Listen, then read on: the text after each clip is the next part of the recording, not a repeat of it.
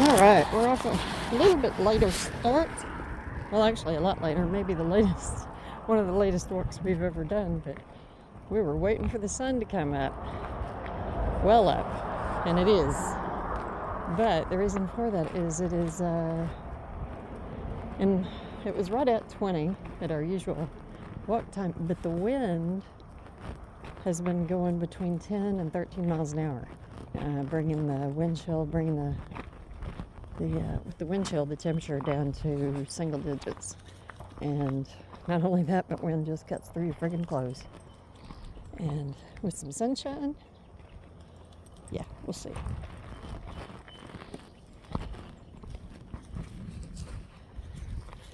He was getting impatient with me because I wanted to get some of our window coverings. Our windows are all south facing, so we want to take advantage of that sunshine while we can. So I was getting our window coverings pulled back so we could let the heat in. But he wasn't in a big rush. After we went out in the middle of the night once, and then we went out about an hour before our usual walk time. Our usual walk time is about 8 o'clock. And anyway, so we went out at 7 for a tinkle break.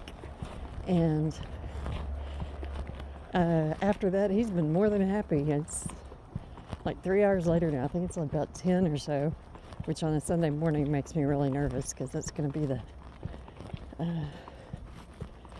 church people. And we'll see. I would love to be wrong. But people on a holy mission have a tendency not to respect laws of the land. And we'll see.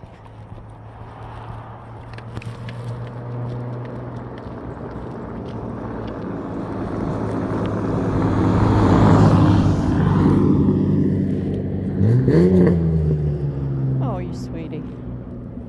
Yeah, he did that just for you, Bravo. Hold on. Okay, over here.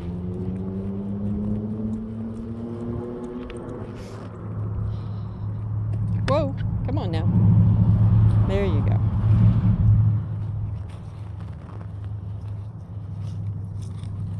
So anyway, Bravo is more than happy to lay under his fleece blanket on top of his electric blanket for 3 hours. And then he was hilarious because then I started moving. It's like, we need to go. And I was getting dressed because I was more than happy to stay in my fuzzy robe. And anyway, and then he was in a panic. He was trapped under his blanket. He was afraid. I guess he thought I was going to leave without him, go for a walk. Which, no, never. But it was funny. And it was funny because the black cat Colo, she was just watching him like, yeah, the dog's gone crazy. She didn't move. She was on my chair and he was on the ottoman, and she just watched him. And I got a kick out of watching both of them. But anyway, fighting, trying to get out from under the blanket, and her just staring on. Like, stupid dog. That's a good spot. You've used it before. Let's go. Oh, yeah. I should have put my balaclava thing on because, yeah, that wind is, whew, that's bitter. Brutal.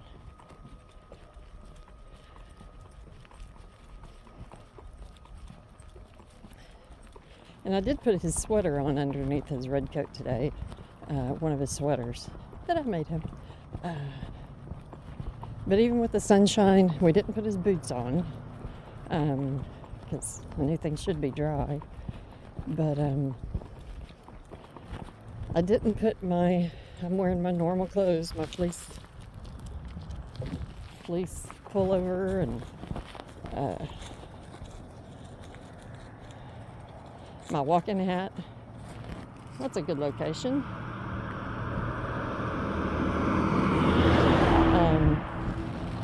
My walking hat, because I figured if I started feeling too cold, then it was time to take him in too.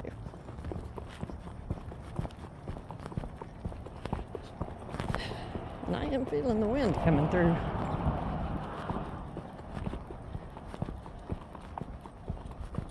My upper body and on the face, but not on my lower body because I wear fleece-lined leggings and then these big old fleece joggers that when I bought them weren't so big, but I'm not as big now as I was.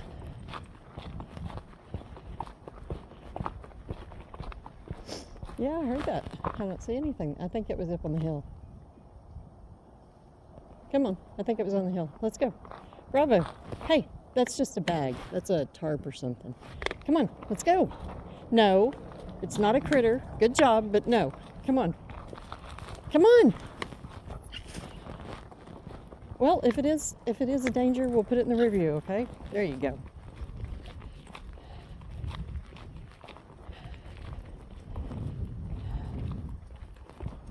Sometimes the best battle plan is to remove yourself from the battle. Ooh, cold on the neck. Yes, it is. Yeah, that little balaclava scarf thing would have been nice, especially on my neck.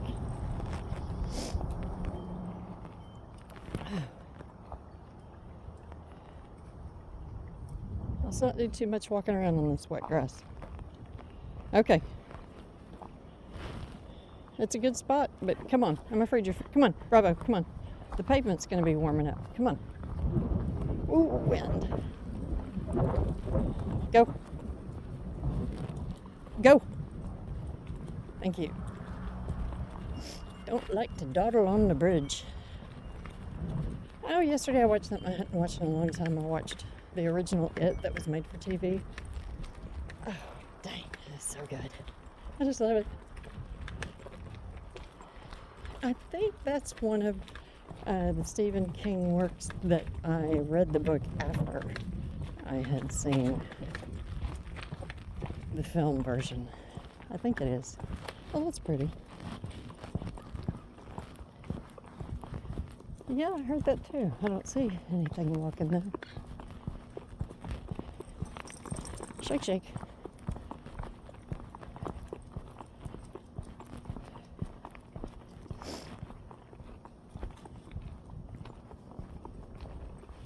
I've been watching. Yeah, it's going to be a short walk, buddy. My neck and my ears. Well, my ears not so much, but my face is getting really cold.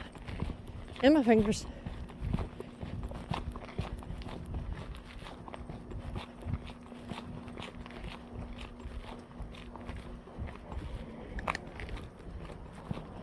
But yeah, the stuff coming up on my feed this morning. It's like, yeah, well.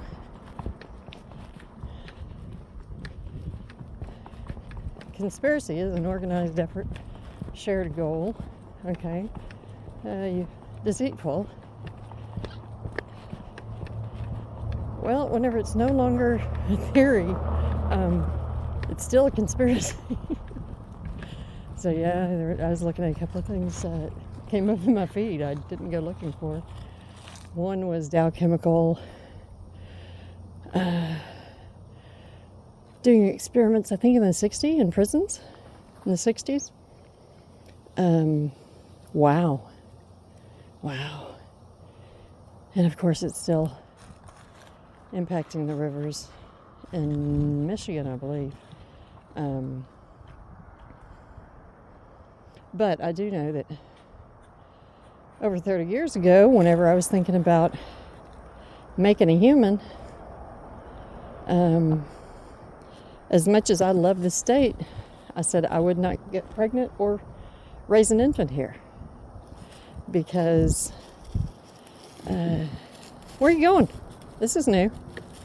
Okay, that's far enough. Because I'm pretty sure something lives up there, Bravo. Isn't this where all that stuff was knocked down yesterday? No, that was further down there. Hey, far enough. That's far enough.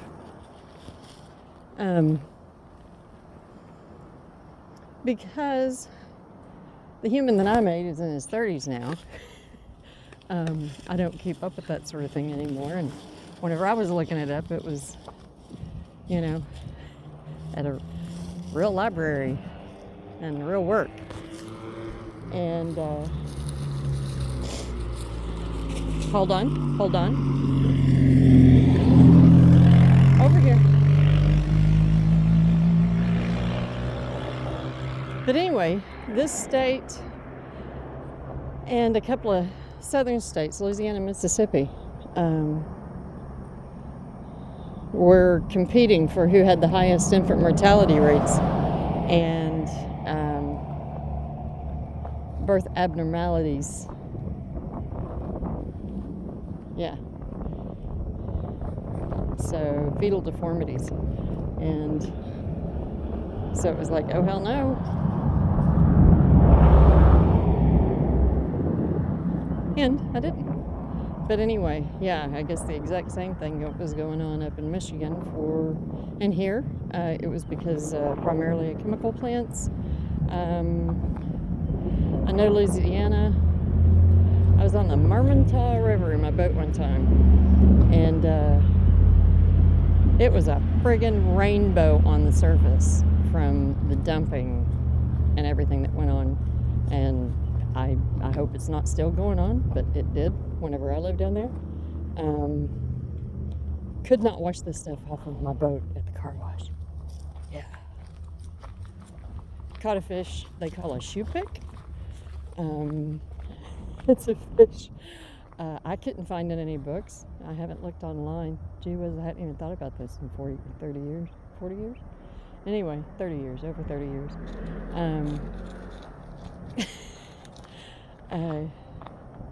I haven't looked online for it, but anyway, it had teeth, and let's see, were we married? Anyway, it was my first husband. I don't know if we were married yet or not whenever we were out doing this. And we had a stun gun on the boat with us. And I mean, this thing looked positively dangerous, and it was only maybe a foot long. And zapped it. We always kept a stun gun with us. There's evidence that it can be helpful. Snake bites, all kinds of things. But anyway, zapped this damn fish with a stun gun and had it on and thought it was dead. Didn't know. Oh well, dumbass. Had it on trot line. Well, not trot line, but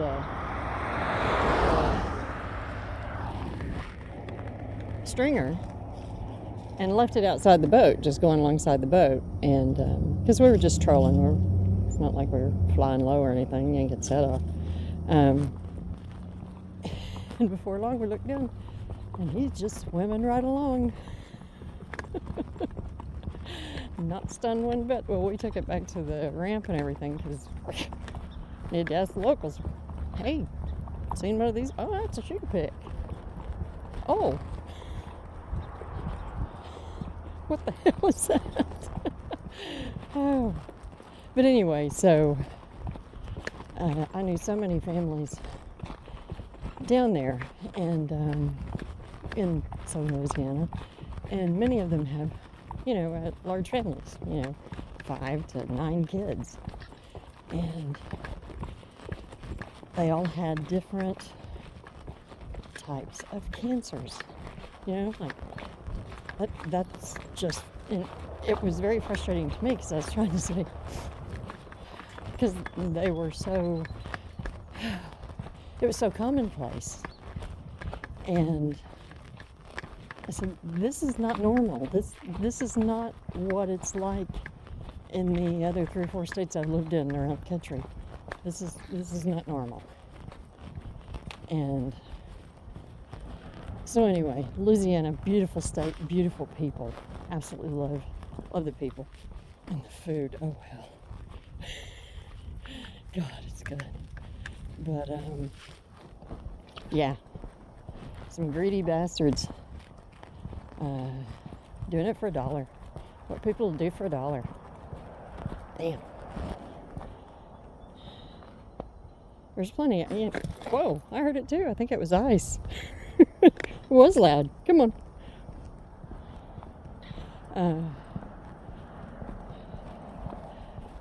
I remember it was probably more than 30 years ago, or 30, something like that, that I was talking with a friend.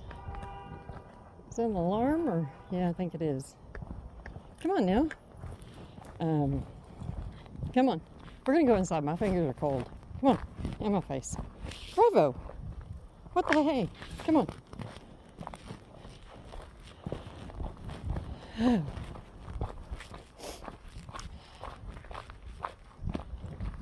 What was I saying about eating food, or? Well, gee whiz. Oh, loving the people down there. And neat people. Very kind. Very generous. Look, oh, I remember what it was. People doing things for $1, and this was corporate world, and anyway, oh, look at that. Somebody's helped themselves to getting in the Jeep. Stop it now. Bravo. Stop it. What else they helped themselves to?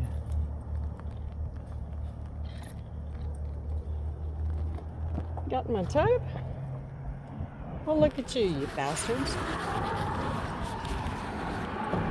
I know. Get down. Down.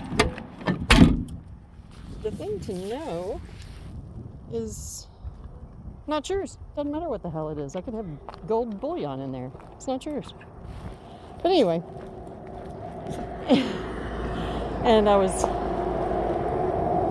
don't know if we were talking about our current employee packages, or how much somebody made, or who knows what the hell we were talking about. I went, well, we're all whores. He was like upper management, and he looked at me, he was like, and I said, well, no, if you're trading your time that you would not be spending, if you were not getting paid and you were here, okay, fine, then go you. But if you are trading your life for money in a place that is not where you would rather be, you're a whore. We all are. I don't care what you're doing. Chances are, if you earn a living, you're a whore. All right. Which is why I think whores, go you. That's the one asset females actually have, that they have always had. Okay, hold on. They're beautiful.